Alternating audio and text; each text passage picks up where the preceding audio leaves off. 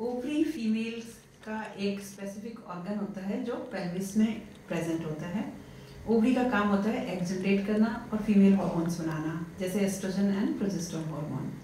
कई बार इन ओवरीज में सिस्ट बन जाती हैं। वो बेसिकली पानी से भरी हुई हो सकती हैं या सेमी सॉलिड होती हैं। मोस्ट ऑफ द टाइम ये जो सिस्ट होती हैं ये हार्मलेस होती हैं, इनका कोई सिम्टम नहीं होता और इंसिडेंटल फाइंडिंग होती है। जैसे कभी आप डॉक्टर के पास गए किसी और सिम्टम्स के लिए, सोनोग्राफी हुई और उसमें ओवरी में सिस्ट आ गई, आपको एकदम से घबराहट होने लग जाती है, ये सिस्ट है, गांठ है, मतलब कैंसर तो नहीं है। आइए इसी के बारे में जानते हैं, कौन सी सिस्ट सिंपल होती हैं और कौन सी सिस्ट अटेंशन रिक्वायर करती हैं। अब इसको ऐसे समझते हैं कि कितनी टाइप की ओवेरियन सिस्ट होती हैं। सबसे पहले टाइप की सिस्ट होती है जो मोस्ट कॉमन होती है, जिसको फंक्शनल सिस्ट कहते हैं। फंक्शनल सिस्ट ओवुलेशन से रिलेटेड होती है। जब एग बन रहे होते हैं तो एक सिस्ट बनती है, उसको फॉलिकुलर सिस्ट कहते हैं। जब एग रिलीज हो जाता है तो यही सिस्ट कार्पस ल्यूटियल सिस्ट में कन्वर्ट हो जाती है। कार्पस ल्यूटियल सिस्ट जो होती है, once you are pregnant, egg release हुआ, फर्टिलाइजेशन हुआ, वंस यू आर प्रेग्नेंट, तो कार्पस ल्यूटियल सिस्ट आपके बेबी को ग्रो करने में हेल्प करता है। तो दोनों चीज़ें अच्छी हैं, अगर फॉलिकुलर सिस्ट है या फिर कार्पस ल्यूटियल सिस्ट है, ये दोनों ही फंक्शनल सिस्ट होती हैं, फिजियोलॉजिकल सिस्ट होती हैं और ये अपने आप बनती हैं हर साइकिल में और हर साइकिल में ये अपने आप ही डिसअपियर हो जाती हैं। दो तरह की सिस्ट और होती हैं जो ओवुलेशन से रिलेटेड होती हैं।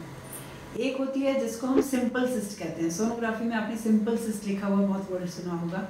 ये तब बनती है जब आपका एग तो बन गया, फॉलिकुलर सिस्ट बनी जिसमें एग बना, बट एग रिलीज ही नहीं हुआ, वो उसी के अंदर ही रह जाता है और वो सिस्ट साइज में बड़ी होती जाती हैं, जो अपने आप ही नेक्स्ट 2 या 3 साइकिल्स में डिसअपियर हो जाती हैं। उनको किसी भी ट्रीटमेंट की ज़रूरत नहीं होती है, बट वो एक तरह से एबनॉर्मल सिस्ट होती हैं।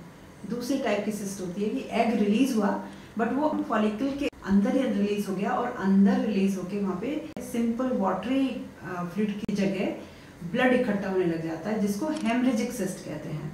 तो ये हेमरेजिक सिस्ट और सिंपल सिस्ट दोनों ही अपने आप ही रिजॉल्व हो जाती हैं। They usually doesn't require any medication, but अगर इनका साइज एक सर्टेन 3, 4, 5 सेंटीमीटर तक होता है तो कई बार हम लोग ओवरी को रेस्ट देने के लिए मेडिसिन देते हैं जो कि हार्मोन्स होते हैं।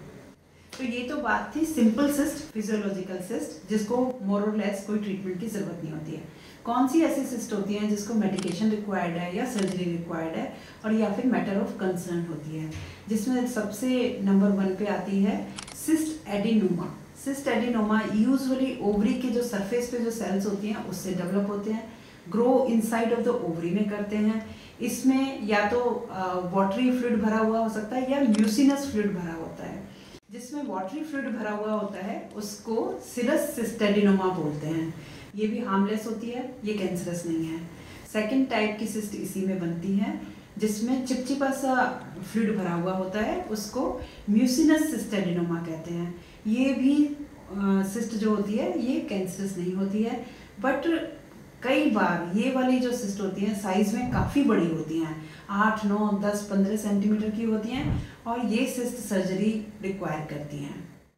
नेक्स्ट टाइप की सिस्ट होती है जिसे डर्मोइड सिस्ट कहते हैं। डर्मोइड सिस्ट यूजुअली अपनी बॉडी 3 लेयर से मिलके बनती है। तो डर्मोइड सिस्ट ओवरी के अंदर वो तीनों सेल्स प्रेजेंट होती हैं और उन तीनों सेल से सिस्ट डेवलप होती है।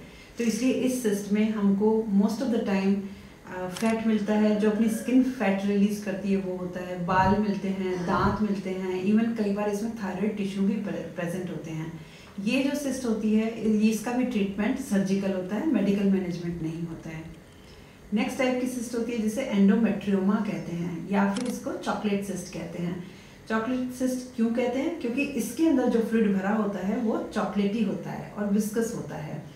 ये कैसे बनती हैं? जब मंथली पीरियड आते हैं तो ये जो ओवरी के अंदर सेल्स प्रेजेंट होती हैं जो अपने यूट्रस की लाइनिंग को सिमुलेट करती हैं, वो भी ब्लीड करने लग जाती हैं। अब वो ब्लड कहाँ जाके इकट्ठा होगा? ओवरी के अंदर इकट्ठा होने लग जाता है और पुराना ब्लड होता जाता है, इसलिए इसका कलर चॉकलेट कलर में कन्वर्ट होता जाता है, इसलिए इसको चॉकलेटी सिस्ट कहते हैं। इसका मैनेजमेंट मेडिकल भी होता है और सर्जिकल भी होता है, depending on symptoms and size. Last and final type की जो सिस्ट होती हैं वो कैंसरस सिस्ट होती हैं।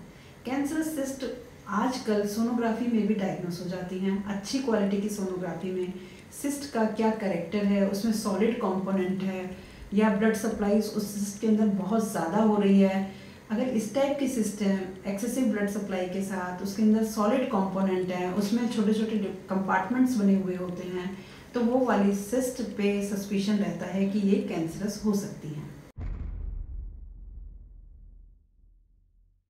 किनको हो सकती है ओवेरियन सिस्ट? ये किसी भी एज ग्रुप में पाई जा सकती हैं।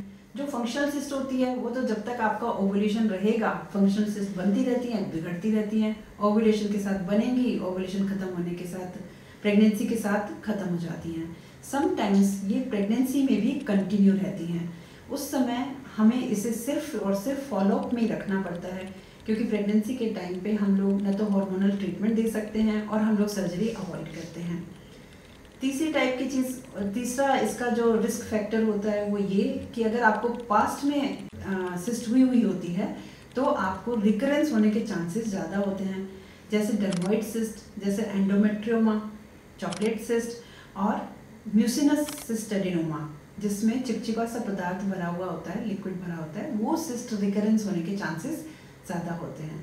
लास्ट एंड फाइनल जो कैंसर वाली सिस्ट होती हैं वो एक्सट्रीम ऑफ एज पे ज़्यादा मिलती हैं, जैसे प्यूबर्टी वाली एज में ज़्यादा मिलेंगी और या फिर मेनोपॉज हो रहा होगा तब मिलती हैं।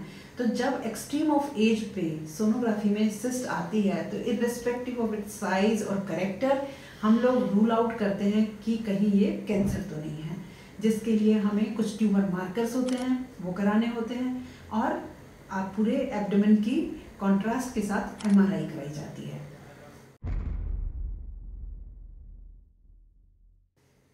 आइए जानते हैं अब इसके सिम्टम्स क्या क्या होते हैं। अगर सिस्ट का साइज बहुत बड़ा है तभी इसके सिम्टम्स आते हैं, प्रोवाइडेड ये एक सिंपल सिस्ट हो या सिस्ट एडिनोमा हो। अगर ये बहुत बड़े साइज का है तो पूरे पेट को ऑक्यूपाई कर सकता है, आपको ये लग सकता है कि आपका वजन बढ़ रहा है, या फिर कुछ पेशेंट्स ऐसे आते हैं कि मेरा साइज बढ़ रहा है पेट का तो कहीं मैं प्रेग्नेंट तो नहीं हूँ। ब्लॉटिंग सेंसेशन हो सकती है, पेट में फुलनेस रहती है, बैकएक भी रह सकती है और लोअर एरिया मतलब पेल्विक एरिया में कांस्टेंट डल एकिंग पेन बना रह सकता है। दूसरा होता है कि अगर जैसे मान लो आपके चॉकलेट सिस्ट है तो पीरियड में बहुत ज़्यादा पेन हो सकता है, आपको इवन इंजेक्टेबल पेन किलर्स लेने की आवश्यकता पड़ सकती है।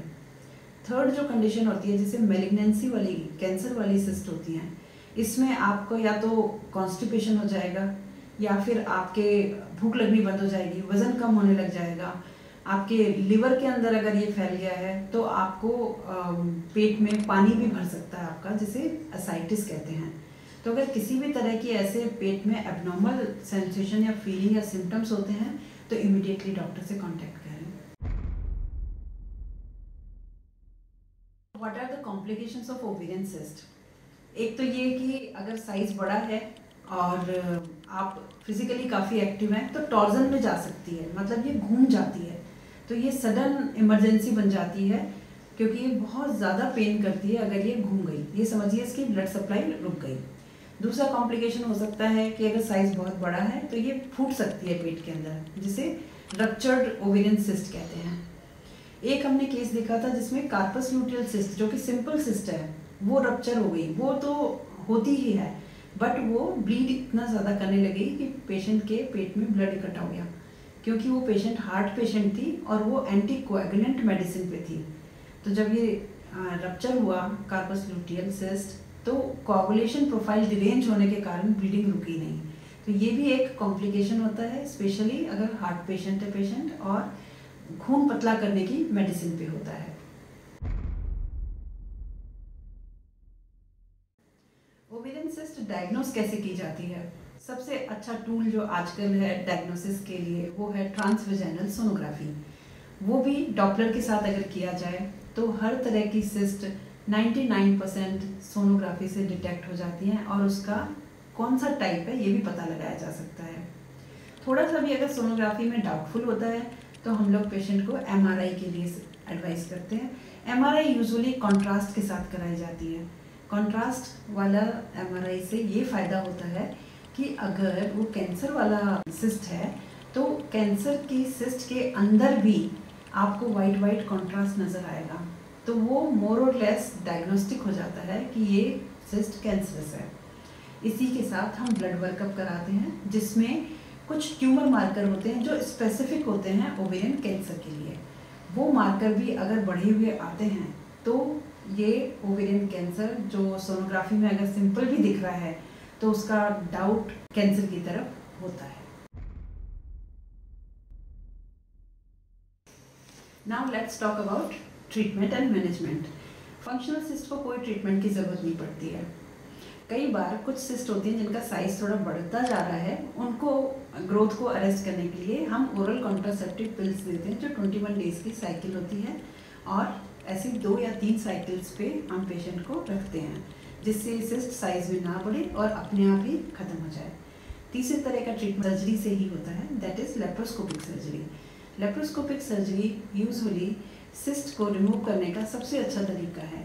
इसमें खाली सिस्ट रिमूव होती है, ओवरी हम इंटैक्ट छोड़ते हैं, इसीलिए ओवेरियन सर्जरी जब भी होती है उसको फर्टिलिटी प्रिजर्विंग सर्जरी कहा जाता है, ताकि पेशेंट की ओवरी को पीछे छोड़ दिया जाए, खाली सिस्ट को बॉडी से बाहर निकालें और जो पीछे बची हुई जो ओवरी है वो अपना फंक्शन वापस से शुरू कर सकती है, जो कि 2 या 3 महीने में रिस्टोर हो जाता है। So let's conclude. जैसा कि मैंने बताया, most of the ovarian cyst harmless होती हैं, अपने आप खत्म हो जाती हैं and they don't require any treatment. पर कब आपको डॉक्टर के पास जाना ये इंपॉर्टेंट है। अगर आपके पीरियड्स इरेगुलर हो रहे हैं, जल्दी आ रहे हैं, लेट आ रहे हैं, कम आ रहे हैं या ज़्यादा आ रहे हैं, या फिर बहुत ही पेनफुल पीरियड हैं, उस कंडीशन में आप ज़रूर डॉक्टर के पास जाएं। सेकंड है, आपको अपने पेट पे सडन स्वेलिंग फील होने लग रही है, साइज ऑफ टमी बढ़ता जा रहा है और आपको डिस्कम्फर्ट हो रहा है, सांस लेने में दिक्कत आ रही है, या आपको मोशन जाने में दिक्कत आ रही है, या यूरिन करने में दिक्कत आ रही है, उस कंडीशन में भी आप ज़रूर डॉक्टर से मिलें। तीसरी कंडीशन होती है, अगर आपको इंटरकोर्स करने में पेनफुल है तो हो सकता है आपको एंडोमेट्रियोटिक सिस्ट हो। फोर्थ कंडीशन, अगर आपको इनफर्टिलिटी हो रही है, आपके ओवुलेशन हो रहा है या नहीं हो रहा है, या फिर आप प्रेग्नेंट होने में दिक्कत आ रही है, इसको फाइंड आउट करने के लिए आपको डॉक्टर को विजिट करना ज़रूरी है।